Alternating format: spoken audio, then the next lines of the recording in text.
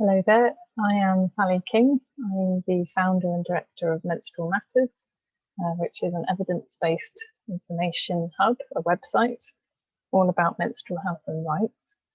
I've been a professional researcher for well over a decade, and before specialising in menstrual health, I used to work in the evaluation of policies and programme interventions within international development and human rights organisations. So that's a bit about my background and where I'm coming from in relation to today's topic. So what are we talking about? We're talking about menstrual leave. This presentation shouldn't take too long. I'm recording it in case there are any technical difficulties on our Zoom call, and this can be used instead. So I expect this to take 20 to 30 minutes in total. Okay. So this talk will take you through what is menstrual leave, what exactly are we talking about, what it is and what it is not. A little history about its origins, which countries, where does it come from and why it was first implemented. And then we go into looking at the research I've carried out on the history and impact of menstrual leave, which is available in an academic book as a book chapter. I can share the link underneath this video. It's also summarised and available for free so that you don't have to pay to see the academic chapter on the website on Menstrual-Matters.com. It's a series of 5 blog posts basically summarising my research and the book chapter. So you don't have to be an academic or pay lots of money in order to access the more detailed explanations. You can also get in touch with me on ResearchGate and ask for a PDF of the chapter if, again, if you can't afford to access it in a different way. Okay. My position in that chapter is that menstrual leave, although it's a good intention and people want to make a positive difference to, particularly to the rights of women workers, that there are all these problems with it. And one of them is that it reinforces various menstrual health myths. So that's the first critical section. The next one is that menstrual leave can actually be a sign of poor working conditions, specifically the kinds of conditions associated with sweatshop labour. So very intensive, quite dangerous sometimes, and working environments where the workers have very little rights themselves, or even basic amenities or basic facilities that they need, for instance, to use the bathroom. Another negative side of menstrual leave is that it can perhaps be a sign of entrenched, which means sort of long-standing and normalised gender inequalities. The idea that all women are the same, that the female body is inherently debilitated, women make less productive or less consistent workers, those sorts of ideas. And then finally, on a more positive note, we end with a section about, so if menstrual leave perhaps isn't the solution, what kind of policies or interventions might work better.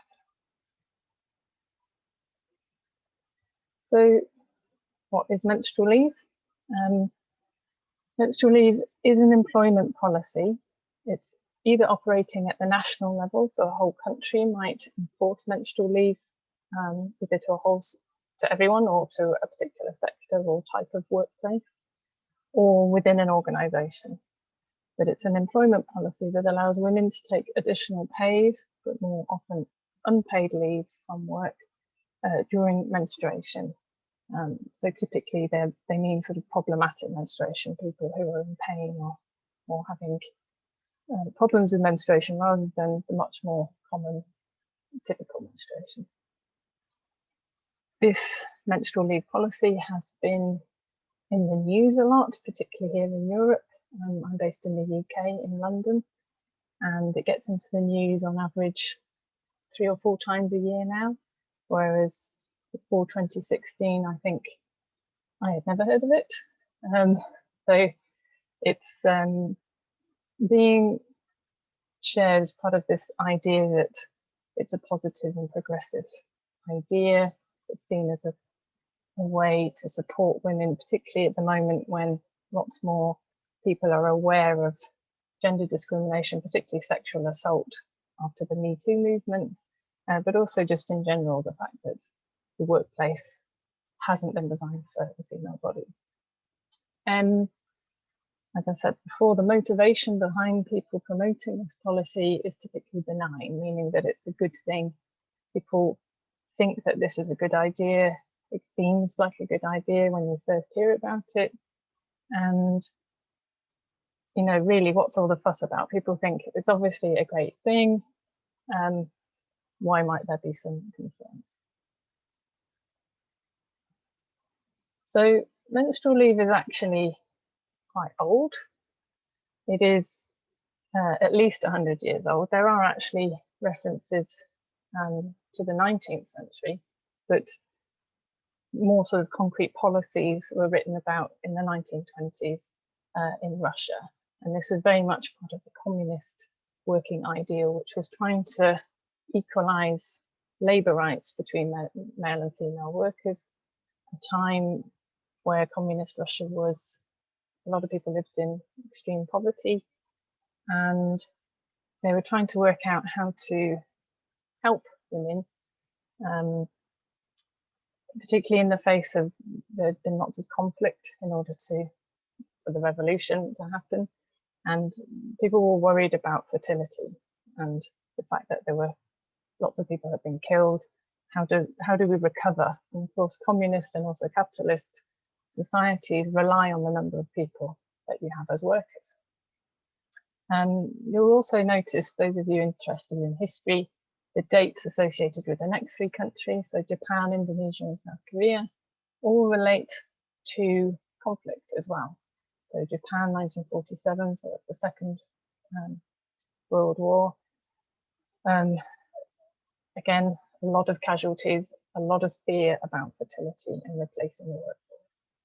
Indonesia, that was when Indonesia gained independence from Japan and took on essentially the Japanese policy. The same for South Korea when it gained independence from Japan. All of these places experienced lots of war, conflict, loss of population, and a general fear about the future of that nation and the number of people living in it. More recently, China and Taiwan have adopted national level menstrual leave policies, or if not national level, sort of regions within those countries. And this relates to processes of industrialization, so moving to more large scale factories, requiring a large workforce and sort of mechanized kinds of jobs, which have traditionally always been mainly for younger women. That's the kind of workforce, because they're cheaper, used in those sorts of working situations. So we'll talk about this a bit more later, but just think about this, that these policies come in after a war when industrialization is happening. So there's specific times. More recently,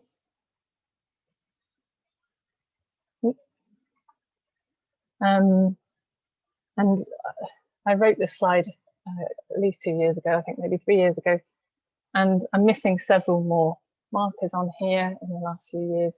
Since 2017, there's been menstrual leave policies proposed in areas or in businesses in South America, North America, other parts of Europe. But these are, with the exception of Zambia, well, let's take a go. So the resurgence of interest in menstrual leave, and particularly any interest in it at all from Europe and America, was in response to a Labour report about Nike, the sportswear manufacturers, about some of the supply factories, which we would class as sweatshop labour. And this report was very negative. It found that the workers had very few rights. They were working very, very long hours, in pain, unable to access bathrooms. In several East Asian countries that they worked in, they had menstrual leave as a national policy. And yet it was used as a way to abuse women workers. So people typically didn't ask for it, because if you did, you had to prove you were menstruating, which is humiliating. You had to show your underwear to your manager. Quite often you would be accused of laziness or pretending, which are sexist beliefs about menstrual health. And also it was kind of an excuse to keep wages down. Anyway, we'll talk about these things later on. But what's interesting is this very negative report about Nike led to them trying to respond to the situation, if not improve the working conditions on the ground, by saying that in all countries that had menstrual leave policies, that they would be implemented in Nike factories or supplier factories in their supply chain.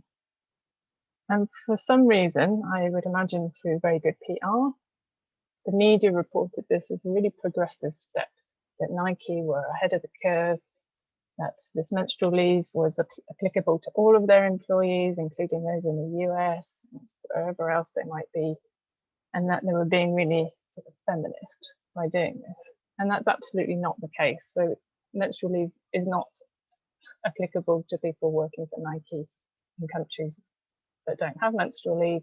And they were really, all they were doing was endorsing the national policies of the countries in which they had factories working. That's all they were actually doing. But it was a good story, and I think people wanted to think of Nike as positive, particularly Nike,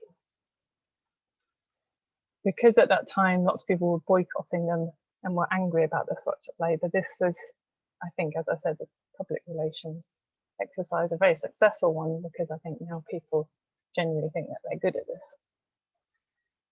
Then I've written a Russian politician. So menstrual leave gets asked about in parliament or by mayors or leaders in different places at various times. So a Russian politician said it should be a rule. And he said that, you know, women are struck down, they're unable to stand, they're unable to work. So again, he's implying that the period of menstruation is somehow inherently debilitating. Whereas, of course, for most people, it's not debilitating. It is subject to shame because we're taught to be ashamed of it. But it's not so painful or so difficult for the majority of people that it would prevent you from working in a nice conditions place to work. Zambia, they've implemented one more recently. They haven't ever evaluated it. They call it Mother's Day, which is interesting. It relates to fertility again, these ideas of fertility.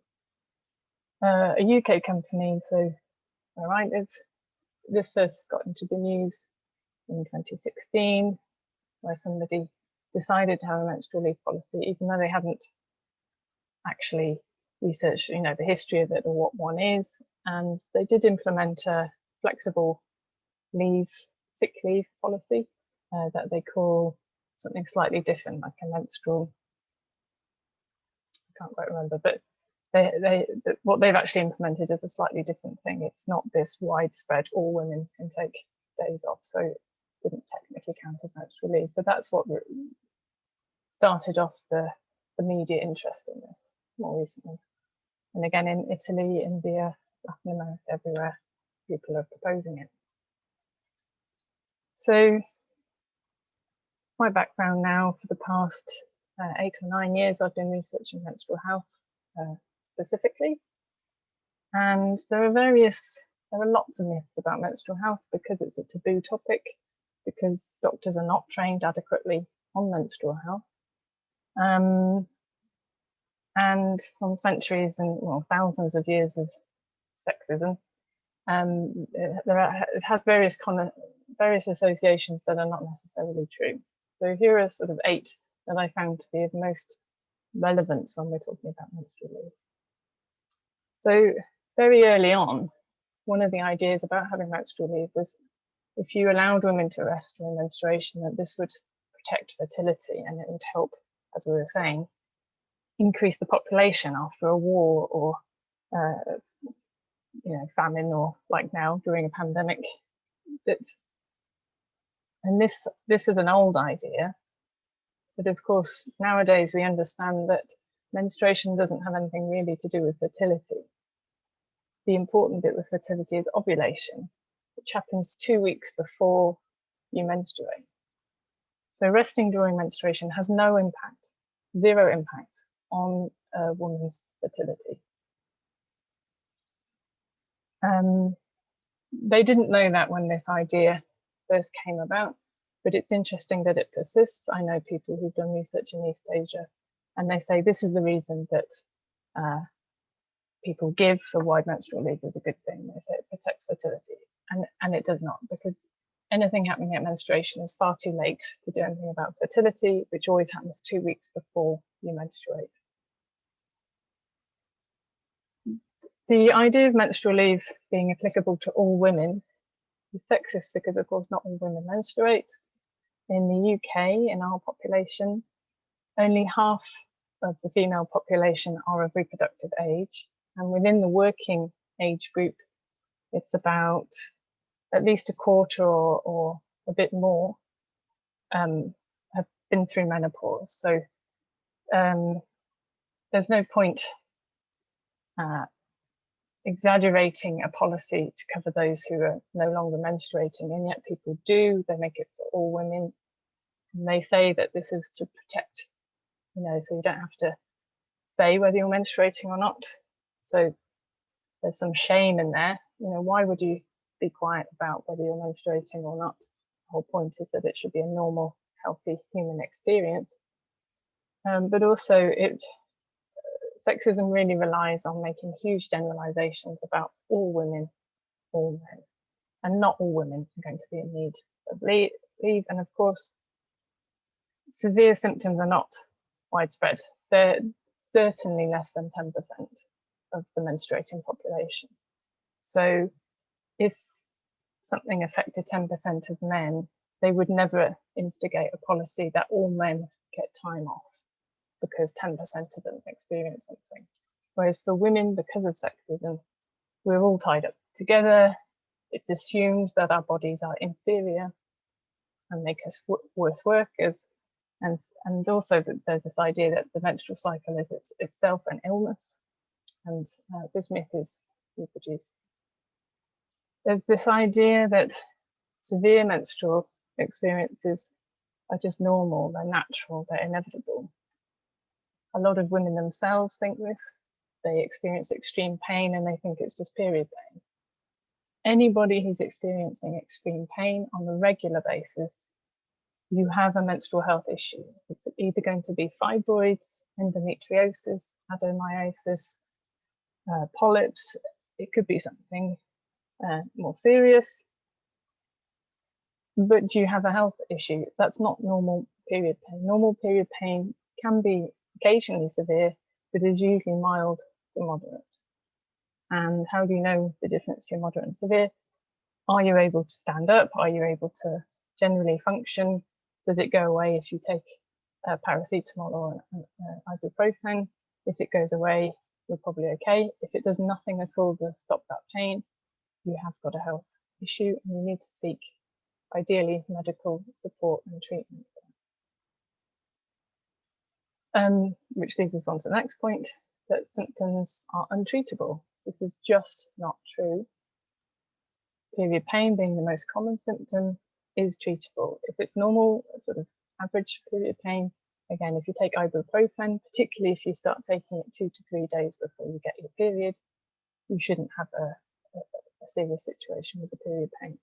If that medication, or you can also just have an anti-inflammatory diet, can make a big difference. If that doesn't work, it makes no difference at all, you probably have an underlying health issue, which can also respond very well to treatment. So again, this depends whether you have money, if you have access to healthcare. There are all these other issues. But the point is, it's possible there are these treatments for these issues. It's not like there's nothing we can do, which is another common myth. Because doctors are not trained well enough in menstrual health, a lot of them think that there's nothing they can do. There's this other myth, this idea that if you do get severe pain or severe bleeding, heavy bleeding, that those symptoms don't qualify for sick leave. This is more of an issue here in Europe, where we have statutory sick leave for everybody. This is not true. All sick leave covers any type of sickness, including reproductive and menstrual illness.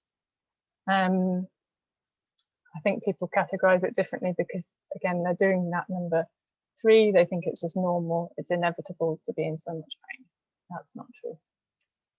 There's a big myth here that women take more sick leave than men, and that this is due to basically the female body, the menstrual cycle. So technically it is true, at least in the UK, women take slightly more sick leave than men. But the difference in rate is 0.9%, so just under 1% difference in the rate of uptake of sick leave. And that difference is entirely explained by things not relating to the female body.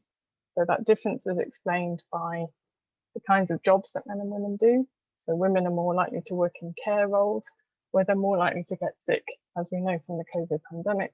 But even before, just catching a cold, catching the flu, more women than men are likely to get that through work, because they do the kinds of jobs that take them into contact with people with those symptoms.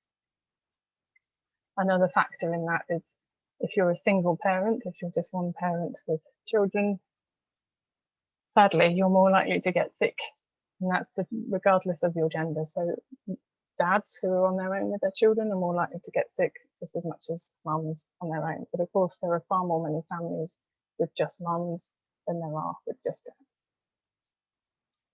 So we've already talked about this idea of all women being the same, that all working women menstruate. That's just not true, particularly in contexts such as my own, where we have our population is increasingly older. And of course, the biggest idea that we talk about, menstruation is shameful. It's an illness in itself, that there's something wrong with the female body. And I think because blood is involved, it's seen as a necessarily debilitating process, whereas of course most people experience it.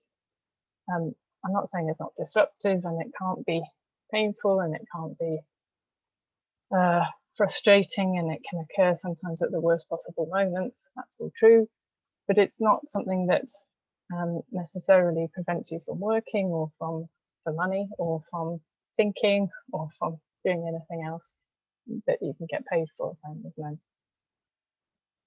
So just to talk again about this difference.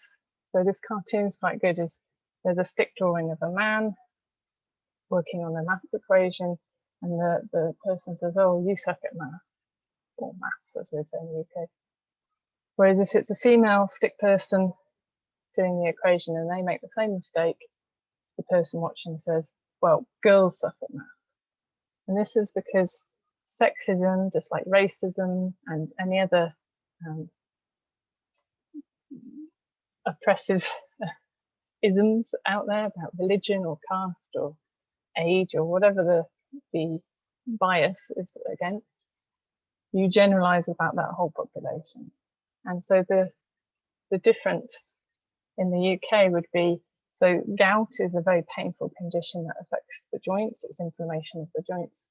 It's largely affects men more than women, and it's a similar kind of percentage of people would experience gout as to those experiencing severe menstrual cycle related symptoms. And yet you would never, nobody would ever suggest that all men be allowed to take gout leave. And it's because of these differences. We're taught to think of male and female humans as entirely different to each other, even though we're actually, male and female humans are extremely similar to each other. But then within those groups, there's a lot of variation. You can't make generalizations about all men or all women. And if you ever see something like that, a policy relating to all particular group, it's going to be discriminatory. Even if it doesn't want to be, it will have unintended negative consequences, usually for the group that it might even be trying to help, but the group, whichever group has less power, will be discriminated against.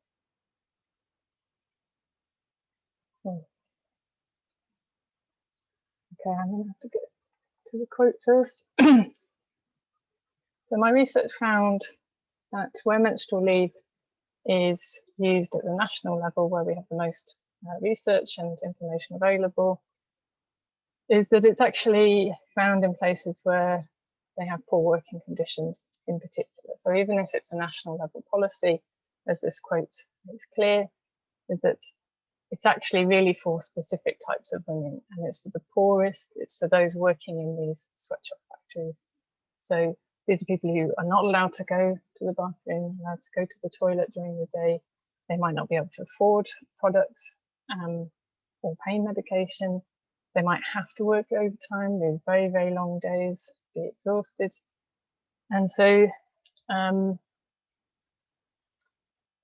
menstrual leave might make sense in that situation. And we're just going to put the information up now. You know, if this is how you're working and you're really not getting any time off for rest or toilet breaks, then menstrual leave might make sense, because we're also under this stigma and shame about menstruation. How are you going to hide it if you're not allowed to go to the toilet, for example? How are you going to even manage it if you can't go to the toilet? And so it seems like in those contexts, menstrual leave seems to be, well, better than nothing. So even if it's unpaid leave, that's better than the humiliation of having to bleed through your clothes. Although in practice, most women prefer to do that. They wear dark leggings or dark clothing so that we call it free bleeding. They're forced to just bleed through their clothes because, again, they're penalised if they do take any time to go for a break or to go to the toilet. So really, we're talking about very poor working conditions. So the problem isn't the female body, the problem are the working conditions, that they're not fit for humans. They're not fit for men either. Men also need to have to go to the toilet, might need to have a break. In fact, we know through research that having breaks improves your productivity. But as we all know, in capitalist working society, employers will get away with whatever they can, and it seems to make sense to them to I mean, I would say this is almost torture, making people not go to the toilet for 15 hours of the day, but they think it's more efficient. Just a word on that last couple of points. Menstrual leave only really occurs when there is no sick leave policy in place. So again, if you don't have access to sick leave and you have something like endometriosis, very painful, then menstrual leave might seem like a brilliant idea, because at least you don't have to be at work when you're in severe pain. I would argue that you don't have to be in severe pain. You should be able to access adequate medical treatment, which ideally your employer could put you in touch with or even pay for, so that you don't have the pain and you don't have to take time off. But anyway, a lot of these situations, that seems far too difficult, and so menstrual leave seems like a compromise, but a good idea. And what I mean by motherhood protections policies, it comes back to that fertility idea. So in countries that have more paternalistic kinds of cultures, where they think we need to protect women, women shouldn't be working because it's bad for fertility, these are all myths and not true, then you tend to see this idea. And again, it's because they have very sort of sexist ideas about the female body and what female humans are capable of. And of course, there's always pressure for jobs, and women are always the first to pay the price if there's a pressure on jobs. So the idea that menstruation is a problem means that you can only hire men for particular jobs, that kind of thing. So you sort of indicated before that where there is menstrual leave already in these national contexts, all of the countries that have them haven't got a very good score. There's an annual report written for from the World Economic Foundation on the global gender gap. And it's published each year. It's very, very interesting. It's freely available online, and you can see how your country is doing compared to others, and it compares economic, health, and I think political rights. And obviously not all countries are able to report, and some report different kinds of things to others, but it's a good general comparison across countries as to how equitable particularly their labour policies and their health policies are.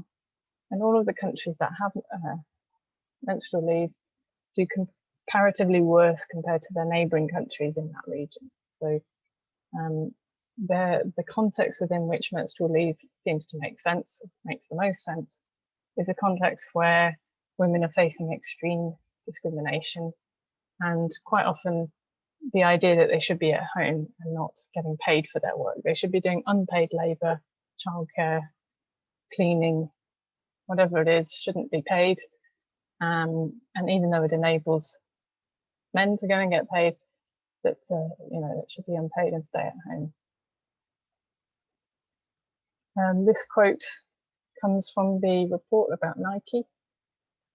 They found, I think this was in Indonesia, when people did ask for leave just to go to the toilet, in fact, it's the toilet break, they were humiliated and shouted at using very gendered language, such as bitch or cow or pig.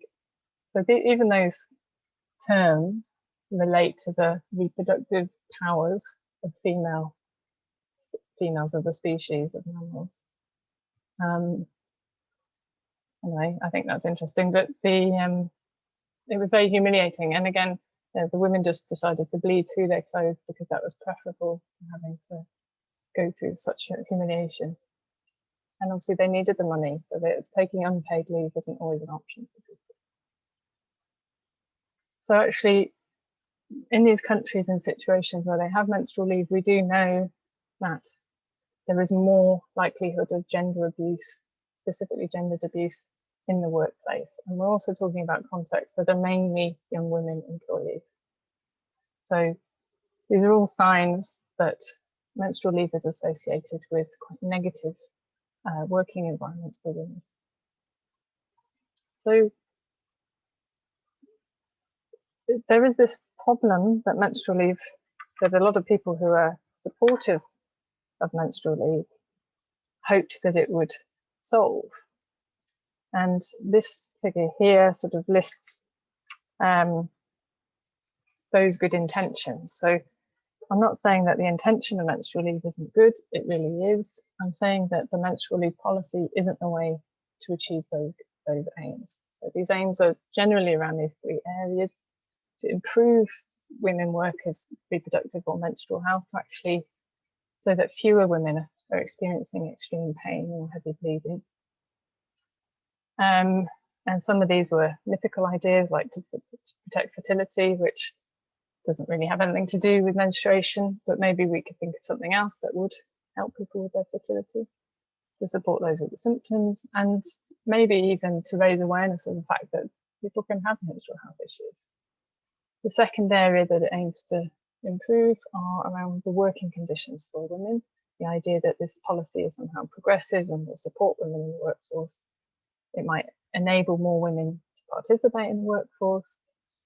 It might counter, this is more applicable to North America, Northern Europe, where we have lots of labour policies to support employees, but we still have this culture where it's not encouraged that you take them. So if you take sick leave, sometimes your colleagues might think that's bad. They might even imply that you're doing it on purpose and you're not really ill. Even if you have a broken leg or there's an obvious injury. Again, this is a capitalist culture where there's supposed to be this idealized worker who never gets ill, never takes time off, and is always productive at all times. And unfortunately, even if we were robots, we wouldn't do that, we would break down. But as humans in particular, with flesh and bone, it's an unrealistic ideal. And of course, men also need to take time off work if they're unwell. This isn't just women who get sick. They also think that maybe menstrual leave would improve productivity and efficiency by removing these people who are debilitated by their periods each month. So that's something we can think about. And then the third area that menstrual leave is thought to improve but does not. It sounds like it might improve gender equality, again, just talking about women's position in the workforce. This first point is usually used by communist states or communist or socialist, not really socialist, actually more communist. The idea that reproductive labour is labour and it should be financially compensated. That's a communist ideal. So childcare, giving birth, maternity leave, breastfeeding should all be paid because ultimately you're investing in the next generation of workers. So this actually also fits the capitalist model, but capitalism has always said that is unpaid. We are never going to pay women. We don't want to pay women for reproductive labour or household labour or any of the other labour that we do for free. So menstrual leave is seen as a way of like evening out the score. But of course, in reality, it doesn't. We know that places that have got menstrual leave in those countries, that women get paid less than in countries where there isn't. And in situations where the workforce is could be more gender balanced, fewer women are employed and you have more men. It's because women are seen as more expensive because of the menstrual leave policy. So it's a bit like the maternity policy. In Scandinavia and in more progressive countries, they have parental leave, which is for male and female parents to take, and in fact they have to both share it in order to take this paid leave to bring up their children and their babies. That's a progressive policy because it isn't assuming that the female parent is the only one doing all of that labour, and it makes male parents also take time off their careers in order to do this other labour, and this is a cost shared by their employers. So that's the ideal. Maternity leave is better than nothing, but because it's only applicable to female workers, quite often people won't be hired. So I've experienced this when you're in your 20s and 30s, you might be the best person for the job, but they look at you as if you're going to take time off and you'll be expensive because they have to cover this maternity leave. So this research is very well established, and it shows that policies that might be designed with good intentions to support women in the workplace quite often have these negative impacts too. And finally, another aim of people who think menstrual leave is a good thing is they think it might help reduce the stigma attached to menstruation of female bodies. Again, this isn't proven in practice, but that is a nice idea. So what would work better? So if we're not having menstrual leave, what are the kind of workplace policies that could deliver on these three aims? And some of them are very achievable. Others really depend on your national context, your economy, and how likely it is, for instance, that sick leave is going to be something that your employer covers or your state covers. But this is like the ideal, and this is certainly something that most people in Europe and in North America and several other countries, middle-income countries, should be able to achieve without too much trouble. So number one being improve menstrual health literacy. This is my aim, is that if you do experience extreme pain, you shouldn't just take a day off each month and be in agony at home, but you need to be able to know that it's not normal, access medical treatment, and for that doctor to know all about menstrual health and to know about those treatments in order to help you. There is actually no reason why you should experience severe pain or severe heavy bleeding all the time. In some cases, it's difficult to treat, but there are lots of different options that you can try. And really, the gap in this is the doctor's knowledge about both the health issue and how to treat it. So if we could improve menstrual health literacy, both in the workplace, the schools, but also within medical colleges and in the training of doctors, that would be great. We also need to improve access to treatments. So in a lot of these contexts, in a lot of workplaces, people don't, there is no sick room or somewhere where you can go and take ibuprofen, for example, which is a very cheap drug. It wouldn't take much for every workplace to have a selection of painkillers or a hot water bottle, something that would also help, or some hot drinks, or a chair to sit on, which links to the next point, or just somewhere to rest. and for that to be allowed and for you not to be humiliated for it. To have enough toilets, to have clean water to wash your hands, soap.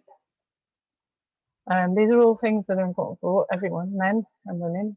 You know, we've learned from the pandemic that washing hands is important, and yet a lot of factories don't have soap. We don't even really have working toilets and sinks. And again, paid sick leave. This is something that is already available, thankfully, to a lot of people in Europe. But this is really ultimately the problem. If you're sick and at work, you should be able to.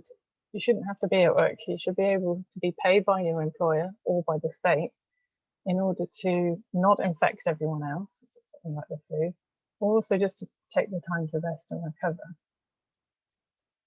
Flexible working in leave. This is more about how, in lots of instances, maybe not in factories, but in office kinds of jobs, sometimes you just need a couple of hours to deal with your heaviest flow, or when you have extreme period cramps. Quite often this is in the morning, but you would be able to go to work fine after that time, or even within work. You might be at work, and if there was this room with a chair and painkillers and a hot water bottle, that you could rest for half an hour and then go back to work. So instead of seeing this as a day or 2 days of leave, you could just take some time out, deal with your period, go to the toilet, have a snack, do whatever it is that to make you feel better, and go back to work. This would be better for efficiency and productivity for your employer as well. Contingency cover planning. So that's some long words to say a lot of resentment towards people taking sick leave is because their colleagues have to do their job as well as their own. This can be managed if you have a good manager and a good system where you know if that person can't work, that somebody else could cover that job. And you can do this by having some support staff or temporary staff that do various jobs, or just, again, it comes down to flexible working, knowing that somebody might be able to put in some more hours at another time to make up for that time off. However you do it, it's just a good idea to think about what do you do when somebody can't work for a short time. We've spoken about this a bit. Avoid gender-based or sex-based policies. If you're talking about all men, all women, all Hindi people, all Jewish people, all short people, all tall people, you're already being something-ist, racist, sexist, whatever it is, because whilst we're all very similar to each other, male, female, skin colours, height, we're also different. And when policies are made, making a big generalization about that, there will always be a backlash from the group who are not supported by it, or even just against the group that it's designed to support. We know this through decades and decades of research on maternity leave in particular. So fair wages would be good, wouldn't they? If male and female employees were paid the same, we might be able to afford medical treatment. We might be able to choose different jobs.